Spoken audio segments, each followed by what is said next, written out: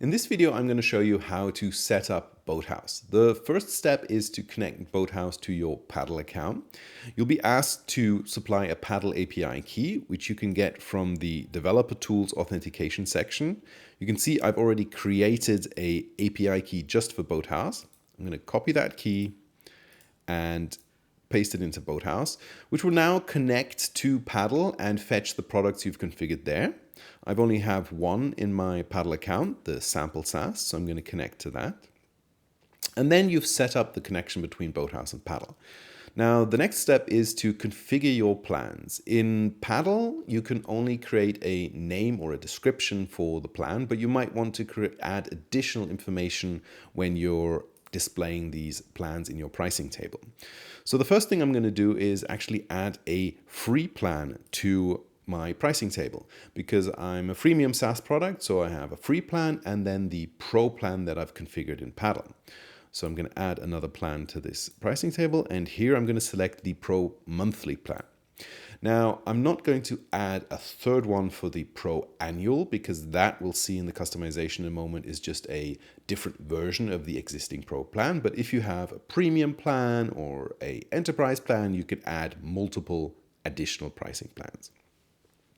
Now I'm going to customize these two plans. So I'm going to first customize the free plan.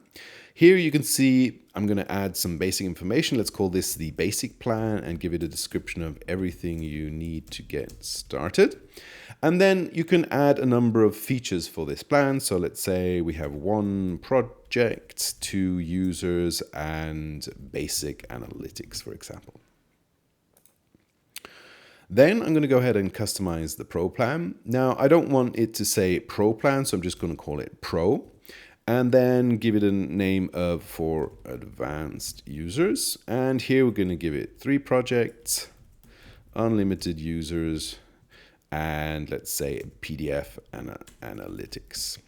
Now, there's this option here at the bottom called the corresponding annual plan. So this wasn't available for the free plan because it doesn't matter if you're monthly or annual, but for the paid plans, you can select the annual plan that belongs to this plan, so you don't have to re-enter the information, and then hit save.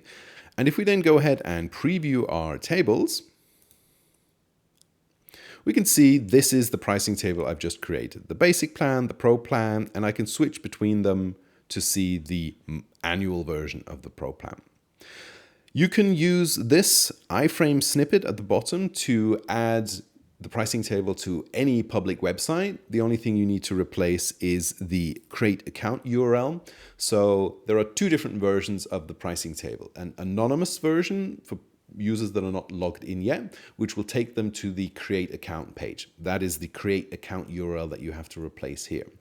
In the authenticated section of your app, you can also embed the pricing table, but it will then lead to a Paddle checkout for the currently logged in user. And we'll show you that in the next step.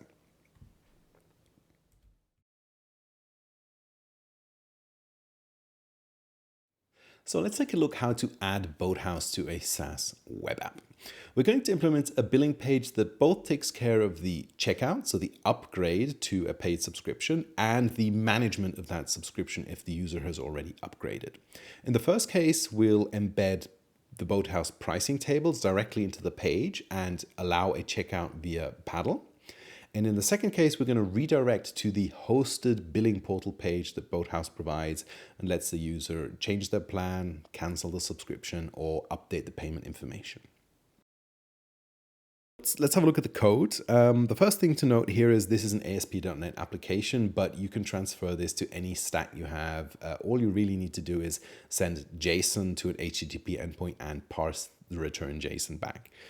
One thing to note is you do want to disable browser caching for this page, simply because we're getting information from the Boathouse API and in turn from the Paddle API, and we don't want this information to be stale. So whenever the user hits this page, we want them to get the most up-to-date information. The first thing we need to check for is the presence of this PTXN query string. Now, when you configure the default payment link in Paddle in your dashboard, this will point to your web app to any page that has a PaddleJS embedded, like this one will have in a moment. And in order to not have to create another page to do this, we're going to handle it in the same billing page. And as soon as we see this parameter, we're just going to return the page, and PaddleJS will handle this transaction parameter for you and show things like the invoice or the credit card change page. The second parameter is this checkout that we're going to look out for. When the checkout is completed, we will add an event handler to the PaddleJS, and we'll show you that in a moment. That just redirects to the same page, but adds this parameter checkout.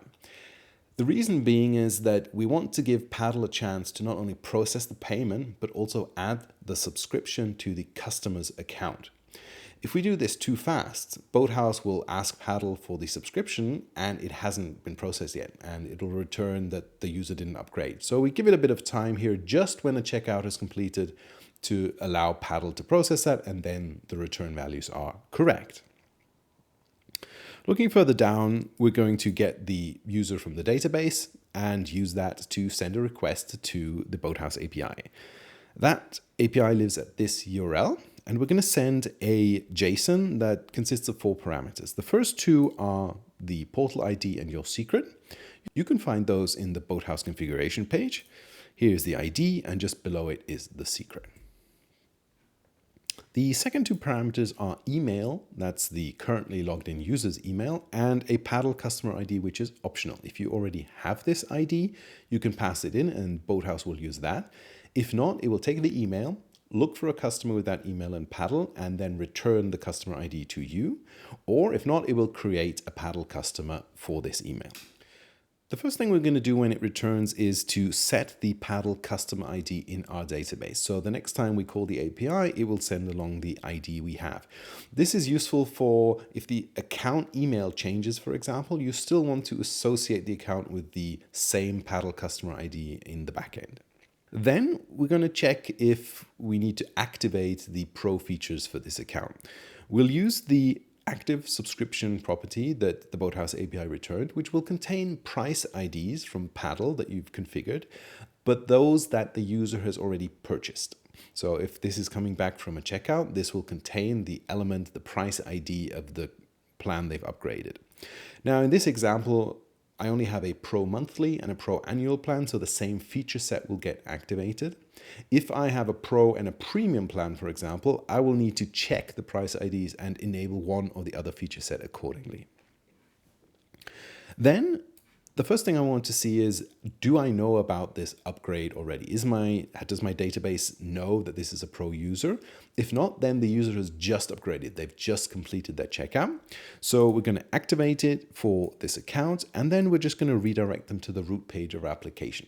Maybe we redirect them to a welcome to the pro plan page, but that's up to you. The second thing is, okay, so we already know that the user has upgraded. They've upgraded in the past. So this is a user with a subscription. So we're going to redirect them to the billing portal that the Boathouse API has returned. This is a signed URL that just redirects them to a possibility to manage their subscription. And last but not least, if none of these are true, so this is a free user basically, then we just return the page. And remember, we're going to implement the pricing tables onto that page to allow for a checkout. So let's have a look at that page, the actual HTML. The first thing we're going to see is we implement the pricing table HTML. We just embed it into the page. Now this works in conjunction with Paddle checkout. So we need to add PaddleJS, the JavaScript library for Paddle. This is what we can see down here. This is pretty much a copy paste of the Paddle docs with 2 important changes. Number 1, because we're using a sandbox account, we need to set the environment to sandbox before we continue. Then we're going to change the token with the client-side token from your account. So if we go to the Paddle account, under Developer Tools Authentication, down here we have the client-side tokens. These are the ones that PaddleJS uses. And then last but not least, this is the event callback that I mentioned before that we're going to use to redirect the user when the checkout is completed to the same page, but add this checkout parameter. If we go ahead and run this app, we can now see that we have the homepage and it's showing you the current user. There is no Paddle customer ID associated because we haven't checked out yet. And obviously there is no pro account enabled. But if I go to billing, I'm going to see the pricing table from Boathouse, and I can switch between monthly and annual plans. And when I hit subscribe, the Paddle checkout is going to pop up. Now, you're going to see at the top here, this is test mode. This is because we're using a sandbox account. This wouldn't appear in the production account. But this gives us the possibility to get the card number, the test card number for the sandbox account. And then otherwise, we can go through the checkout like any other user would in your system. Just going to add the card number.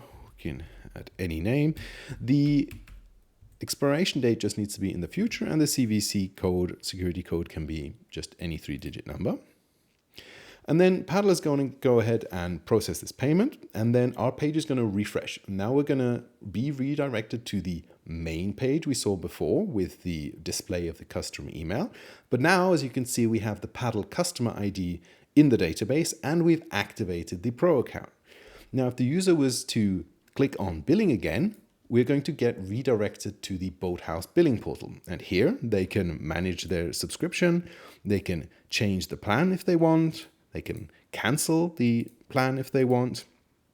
And this is quite interesting. The update payment method will first redirect to Paddle, but that will then redirect to your page. And you can see on the URL at the top that this is the billing page that we're redirecting to with the PTXN query string parameter attached. And this opens just the update payment method dialog box that you're seeing here. There you go. That's the easiest way to add billing to your SaaS using Paddle and Boathouse.